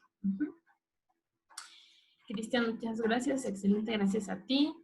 Tom, ¿se pueden sacar las laminillas con un poco de calor, sobre todo las más húmedas? La respuesta es no. Y me ha tocado, que por ahí escuché una vez y casi me desmayo, una doctora que les estaba diciendo, sí, tomas tu muestra y tu laminilla, por abajo le pasas un encendedor, y así las fijas, ¿no? Y yo casi me desmayo, me convulsioné ese día, lo recuerdo perfectamente. No lo hagan. Esa técnica de fijación está descrita para la tinción de Gram. Y porque ahí no te importan las células, lo que te importa es fijar las bacterias. Entonces dices, no me importan las células, lo que necesito saber es si son Gram positivos o Gram negativos. Entonces, pues no debemos, si nosotros lo que estamos evaluando es en citología, es porque ahí sí nos importan las células. Entonces, lo mejor es pues soplarle un poquito, sacudirla. Si ves que no se fija, ya pasó un rato y no se seca, seguramente eso es grasita, tiene grasita, ese es un componente oleoso, no se va a secar nunca. Entonces, pues no te preocupes, nada más descríbelo con material oleoso en la laminilla y es suficiente. pero no hagan esto de secar con calor. Lo que pueden llegar a hacer es que una vez que las tiñeron con la secadora de pelo o con un ventilador, pueden, lejitos, está su laminilla y de lejitos aventarle un poquito de aire que no esté caliente, si es que es secadora, que esté frío y eso les ayuda a secar más rápido su laminilla y ya poderla ver en el microscopio. Entonces, pues hagan mejor eso. Y creo que ya son todas las preguntas. Creo que ya están todos contestados. También muchos saludos a Yossi. Listo, Marina, pues muchísimas gracias. Realmente un gusto volverte a escuchar desde hace mucho tiempo. Y pues bueno, muchas gracias a todos por su participación. Esperamos que sigan participando en futuras ponencias y ahorita pues el doctor Rubén les va a hablar de la siguiente ponencia. Hola, muchas gracias, doctora Marina. La verdad que fue una excelentísima plática, como siempre. Esperamos que nos vuelva a acompañar pronto, Pronto. Claro, Y gracias, sí, Dani, muchas también por gracias a la ustedes. coordinación. El siguiente ponente es la doctora Angie Marie Magaña Chong, de Panamá. Ella es doctora, es médico veterinario zootecnista, tiene la maestría en medicina veterinaria y zootecnia por la UNAM y ella trabaja en diagnóstico en un laboratorio que se llama CEDIVET en Panamá. Ella nos va a hablar sobre este tema de los alcances de la citología en el consultorio veterinario. Entonces, bueno, están invitados para dentro de 15 días. Las inscripciones las vamos a empezar a partir del próximo lunes, ¿ok? Para que estén atentos a las publicaciones. Vamos a ver si pasa. Ok, les recordamos que Aquapat pues, es un laboratorio de diagnóstico especializado en anatomopatología veterinaria. Estamos ubicados en la ciudad de Colima, México. Ofrecemos los servicios de cito, histopatología y autopsia en todas las especies animales. Si requieren algún servicio de nuestra parte, pues aquí tenemos la información de contacto y con mucho gusto le podemos mandar toda la información necesaria para poder ofrecerles estos servicios. Les sugerimos nuevamente que nos sigan en las redes sociales. Estamos en Instagram, en Facebook y nuestra página de YouTube, donde vamos a publicar la conferencia de la doctora por una semana. Solamente ustedes que son los participantes van a tener un link, que va a ser un link no enlistado, en el que ustedes van a poder verlo las veces que ustedes quieran. Ya nada más el público va a estar restringido al público durante una semana nada más, ¿sale? Entonces, en su momento, cuando el video esté en YouTube, se los haremos saber para que puedan volver a verlo las veces que ustedes deseen. Las constancias, como les dijimos en su correo, van a estar en el transcurso de la siguiente semana. La doctora Daniela nos va a hacer el favor de enviárselas. Y bueno, cualquier duda que tengan, pues no duden en contactarnos nuevamente. Doctora Marina, muchísimas gracias nuevamente. Daniela, muchas gracias otra vez por la coordinación. Gracias, Marina. Gracias, y nos vemos dentro de 15 días, si Dios quiere. Bye, bye. Saludos a todos. Bye. Hasta luego. Bye.